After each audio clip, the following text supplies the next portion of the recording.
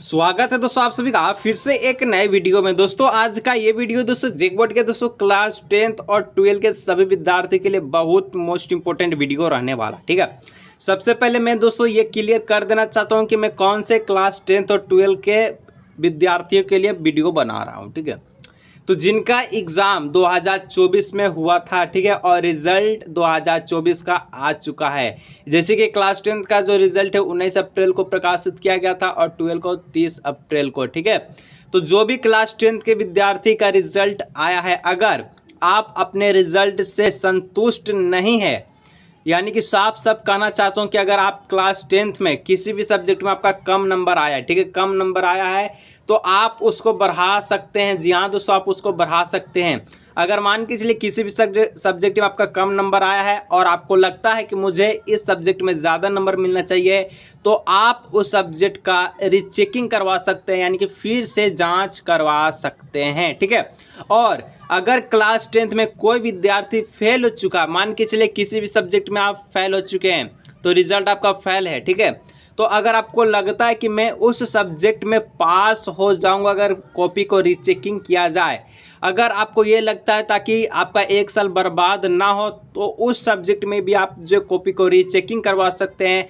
और same condition class 12 वालों के साथ है। अगर क्लास 12 का कोई भी विद्यार्थी किसी भी सब्जेक्ट में फेल है तो आप कॉपी को रीचेकिंग करवा सकते हैं, या फिर किसी भी सब्जेक्ट में ज़्यादा नंबर लाना चाहते हैं, ठीक है, बढ़वाना चाहते हैं, आपको ऐसा लगता है तो उस सब्जेक्ट में भी आप जो कॉपी को रीचेकिंग करवा सकते हैं। ठीक है, और कितना पैसा लगेगा रीचेकिंग कॉपी का, ठीक है, वो सारा जानकारी दे रहे हैं, और कहाँ से कहाँ तक, यानी कि किस डेट में आप रीचेकिंग करवा सकते हैं, कैसे करवा सकते हैं, सारा चीज़ यहाँ पर लिखा हुआ है। ठीक है, ये नोटिस दोस्तों झारखंड अधिविद्य परिषद रांची के द्वारा निकाला गया। इसमें लिखा हुआ है वार्षिक माध्यमिक एवं इंटरमीडिएट विज्ञान वाणिज्य और कला संकाय परीक्षा 2024 का पुनरीक्षण के संबंध में आवश्यक सूचना, यानी कि रीचेकिंग, ठीक है, कॉपी को रीचेकिंग के संबंध में आवश्यक सूचना बता रहा है। ठीक है, देखिए यहाँ पर दोस्तों साफ साफ लिखा गया है, एतद द्वारा वार्षिक माध्यमिक एवं इंटरमीडिएट विज्ञान वाणिज्य एवं कला संकाय परीक्षा 2024 से संबंधित सभी छात्र छात्राओं अभिभावकों एवं विद्यालय महाविद्यालय +2 विद्यालय के प्रधानाध्यापक प्राचार्यों को सूचित किया जाता है कि वार्षिक एवं इंटरमीडिएट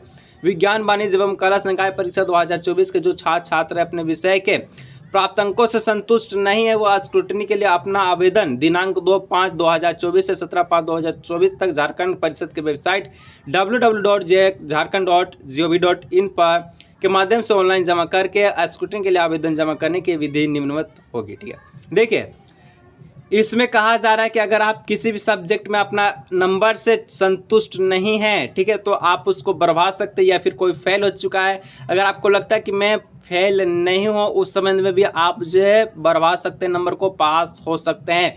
ये जेक बोर्ड आपको मौका दे रहा है। ठीक है, और इसका जो तिथि है दोस्तों 2 मई से लेकर 17 मई के बीच तक आप इस नियम को कर सकते हैं, जो कि झारखंड का वेबसाइट पर jek.jharkhand.gov.in पर। अब पैसा कितना लगेगा, कैसे आप कर सकते हैं, सारी जानकारी दिया गया। ठीक है, परिषद के वेबसाइट पर स्क्रूटनी के लिए देय प्रपत्र में अपना पंजीयन करें एवं वेबसाइट पर उपलब्ध दिशा निर्देश अनुरूप आवेदन प्रपत्र भरेंगे।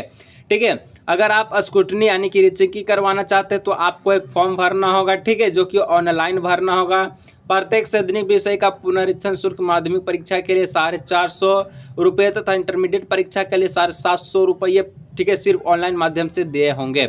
मतलब कि अगर आप क्लास 10th के विद्यार्थी हैं कि किसी भी सब्जेक्ट में, ठीक है, मान के चलिए कोई आप सोशल साइंस का सब्जेक्ट है, उसमें आप चेकिंग करवाना चाहते हैं तो आपको 450 रुपया लगेगा एक सब्जेक्ट का। ठीक है, प्रत्येक साधनिक विषय लिखा हुआ है। अगर आप एक सब्जेक्ट का कॉपी का रीचेकिंग करवाते हैं तो आपको 450 रुपये लगेगा। अगर वहीं क्लास 12 के विद्यार्थी हैं, कोई एक सब्जेक्ट का कॉपी का रीचेकिंग करवाते हैं तो आपको 750 रुपया लगेगा। ठीक है, 750 रुपया क्लास 12 का, 450 रुपया क्लास 10 का।